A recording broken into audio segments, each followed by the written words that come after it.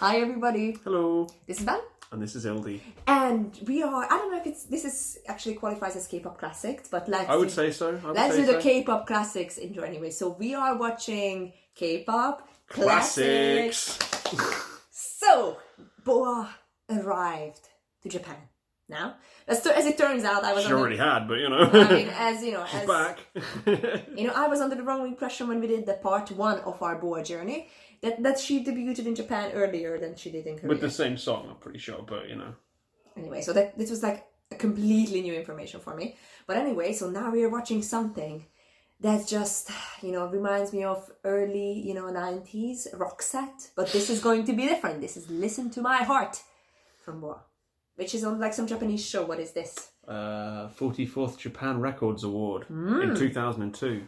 I mean, that looks absolutely amazing. They all look gorgeous, wearing kimonos and everything. So let's see how she performs. I mean, this is amazing, by the way, that she was invited to this. Oh yeah, well she was pretty much immediately successful. Was she? Yeah, she was very successful in Japan, like unbelievably so. Okay, cool. Well then also a lot of people know her more from J-pop than they do from K-pop because she's sang so many like anime OSTs and she's done so well on the charts there. Our own Zozo knows her from singing anime OSTs in Japan.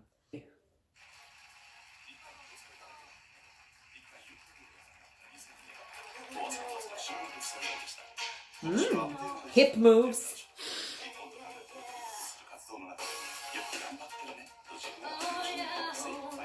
Love the intro text. I don't know. BoA. BoA, listen to my heart. It was the introduction of her as an artist.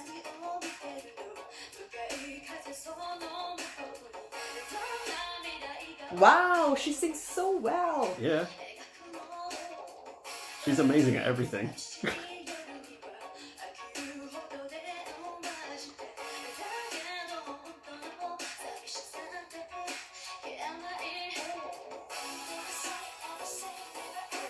What do you think of the transformation over 2 years? Now she's like a cool teenager. Yeah. I can groove with this song too, I love it.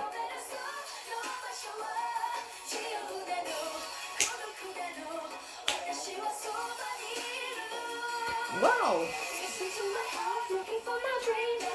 Yeah, I see. It's a classic, this song.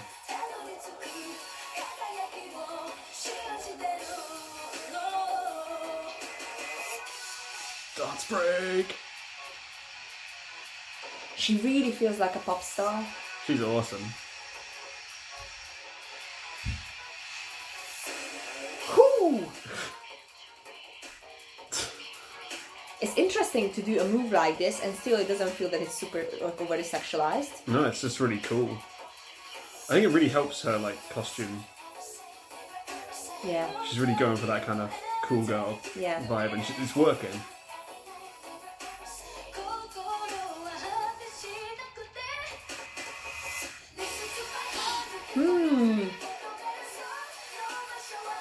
That early 2000s production. I'm really liking this. Yeah, it's good. I'm going to tell you why.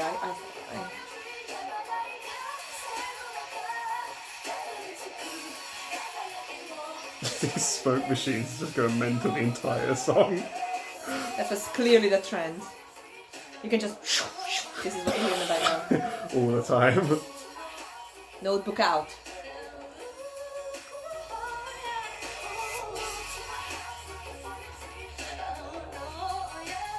Oh.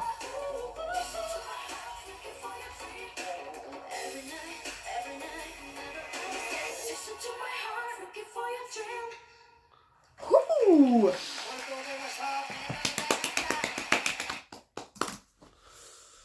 Oh, BoA. BoA. This was very interesting because I found myself really drawn to it. I don't know what other people do when they watch, a pop culture. Well, this is what we do. We try to understand why we feel the way we feel. Because this is how you analyze pop culture. Anyway, so I was like, okay, this is totally working for me. And I was thinking, why? And I started to write down a couple of things. The way I would, describe my emotions are something like, if my best friend, whom I know from primary school or something, and we always lived like nearby to each other, and then the person turns out to be, you know, really talented. I was always rooting for her, and now she's on the stage, and now she's killing it, and she's very cool. It's kind of like the girl next door who turns out to be a superstar, but still kind of maintains the image of being, you know, approachable. So she looks like a star, but she doesn't feel far away. Yeah. So this was kind of my feeling, and I was like, oh my god, I just like suddenly I feel so proud of you and whatever. You know, even though like I only seen one music video before this, so it just doesn't make sense. But this is the kind of image I'm feeling from this. Yeah, I think that's kind of like BoA's thing, really, isn't it? Like one of her appeals was she looks, obviously she's a beautiful lady, but she's not impossible looking. You know, like she looks natural, and like. She's got relatively simple features compared to some people. Yeah. She definitely is not like the, you know, the strong jawline or whatever. Yeah, everything's like angular and like crazy. Yeah, she's kind of like she has like a friendly face for sure. And I think the other thing why it really affected me, because this was 2002. I think I was in like 4th grade. So that was the time when I was like, I still sang folk songs, but I kind of like, you know, stopped with folk songs and discovered pop music. So this is the part when I started to like record from the radio on a cassette. Oh yes. Like, those you know, when you're like, you know, trying to push the button. DJ Hotsy's playing, let's record. Yeah, it's like when I recorded and then I actually, you know, the people probably who are watching BoA will understand it's what, you know, remember when we did our own mixtapes? Me and my sister sitting there listening to radio for like 5 hours trying to find Alien Ant Farm playing. That was going straight in. Yeah, exactly. So this would have been the era when I started doing my own mixtapes, and then I cut it out from a music magazine, like a picture of Christina Aguilera, and then I put it on my cassette. Your wall?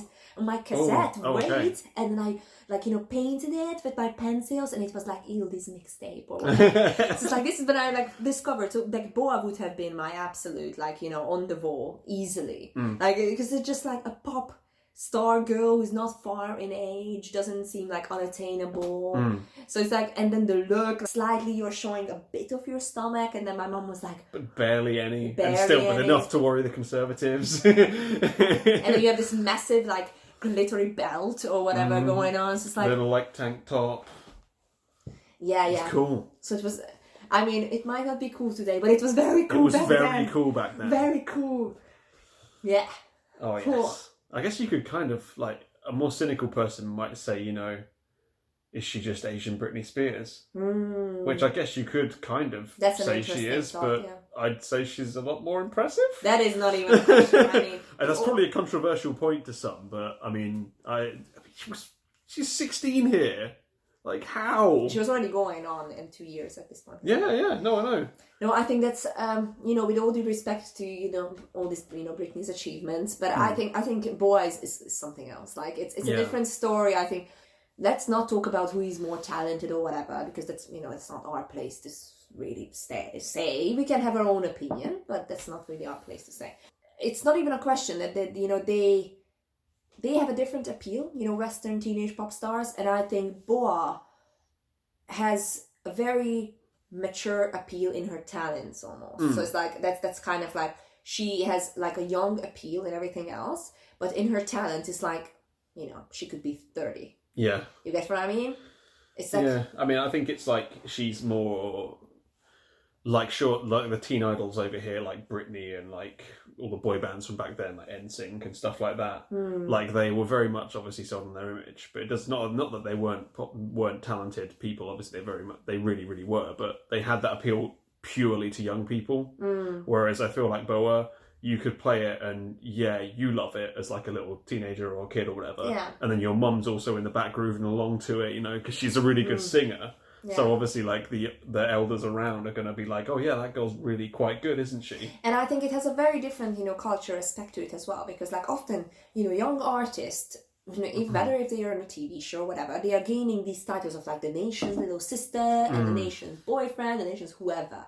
So it's like it has that, like even like the whole concept of this produce one or whatever is like the nation's boy band. Long story short, they are creating connections based on like already existing social hierarchy towards artists. So it's completely fine for somebody who's older to like a younger artist or appreciate their, you know, talent without being called totally weird. Obviously there are levels of, you know, fandom, but like you get what I mean. I think they, in that sense, that's a really cool thing in like Korean culture in general. What I found when it comes to their approach to popular music, that they can easily say that, you know, like somebody who's 14 say like this girl, you know, Ayu or whoever is really talented, and like that's it, and nobody's gonna think, why do you like someone who's 20 something? Yeah. So I mean, no question. Easily. The next song we're going to check out is going to be Valenti, because the next Japanese song, which I absolutely love. I'm just very drawn to the live performances, Ben. Yeah, keep going with them. Honestly, I'm fine with it. This era though is like she's cut. This is like her comeback after the comeback, and she's clearly worked out. You know, I'm awesome. Check this out. I'm awesome. I think somebody is just this is. I think we should go with this one, which is this is absolutely amazing. Saying not so old school K-pop. This is the channel's name. This is like us. After much discussion. Yes. What are we watching then? We're watching the Japanese version of Valenti by BoA.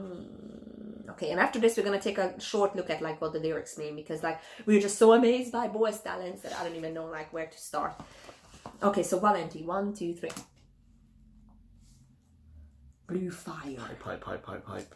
Is it gonna be high? Hype. Oh yes.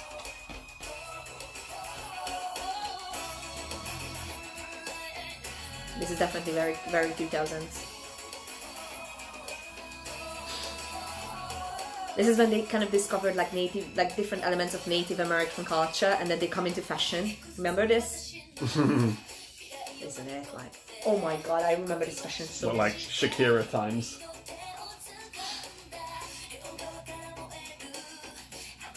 It's interesting how she's growing up. It feels like a very natural movement. Yeah. It's not like, oh my god, now I'm an adult concept. Yeah, it's not like... That's coming. It's not as drastic as we get over here. I'm gonna watch this then.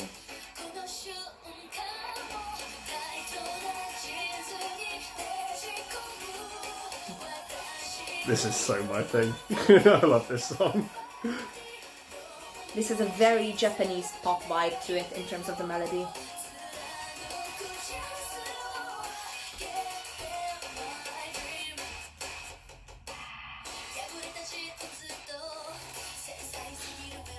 This is not an easy song though, like in terms of the melody. It's very hard to catch that verse again, because they were in a completely different key.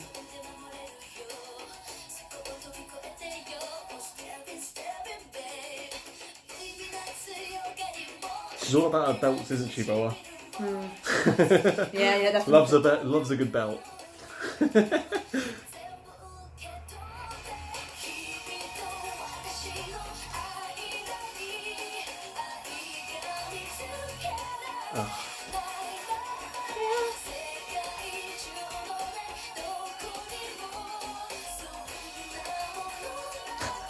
This is like, remember the tour You're calls? totally right. Gosh. This is such nostalgia, Ben. I can't tell you how much.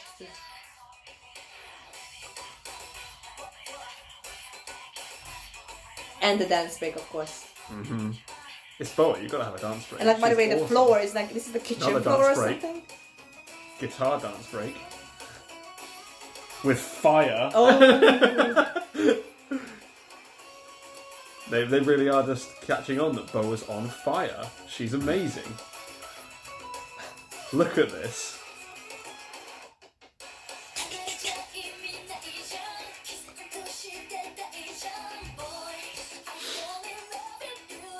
We are falling in love with you, BoA. Okay?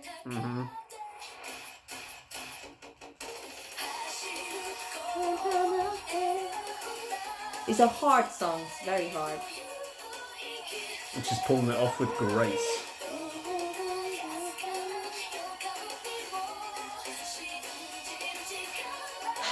BoA feels like she's just pure talent. You get what I mean? So it's like... I think that's why I like her so much.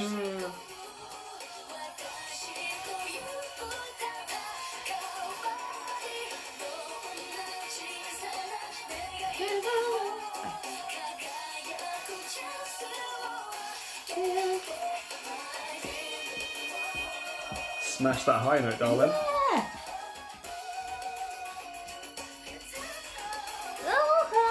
Yeah. I wish we would learn this at K-pop dance.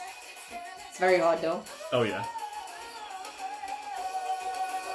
But like, oh, I love these dances from the 2000s. They're so good. Like, they are very good. It's like... You're getting flashbacks to like Destiny's Child and stuff, yeah. And like early, like Christina. Oh yeah. Like Genie in the Bottle. Oh yeah. Absolute banger. Woo-hoo-hoo. Woo-hoo-hoo. Woo-hoo-hoo. So you enjoyed that too? Oh, and then she's like... Yeah. This is like her first like I'm a queen comeback, right? Honestly, like if the K-pop World Festival would happen in Hungary now, which doesn't happen, but anyway. Long story short, I would totally sing this. Oh yeah. I would totally sing this. This is so good. 100%. This is why I said we had to watch this. Honestly, man. in some like behind the scenes look, in some of these K-pop classics, when there's so many like songs from an artist that we have to that are like amazing. There's sometimes points where I just put my foot down. I'm like, we're watching this. I don't care what you say. We're watching this. This is one of those. I mean, that is just... I love this song so much. It's so good. This is like peak early 2000s awesomeness. Honestly, loving it. It's so good. I mean, honestly, okay. As soon as it comes in with that, oh, you're like, yes, I'm in. Check in, I'm in. Checked in, boarding. Clocked in, we're here. We are flying. Oh my god, flying with BoA. This is amazing. Okay. Okay, I think the first thing that I want to mention is like the absolute nostalgia that like something that aged well. You know, like it's like they're like, you know, obviously these visuals, I was thinking about like the lights coming from the background, the saturation of the video, where like sometimes like you can, like the light is on her face and the specific like 2000s, like warm light, K-pop, not even K-pop, just like general like early 2000s visuals and like close up on her face, whatever. It's kind of across, like, you know, pop at that point. But like some elements were just really captured my attention. Literally, the teenage magazines that I bought like in secret because my mom is very conservative. And then like it had like, because I wanted to have that one bracelet with the turquoise, whatever. Like it's literally the same thing. Like this is, I was like collecting money for that magazine to get that like bracelet that she was wearing. Like it's just the same style.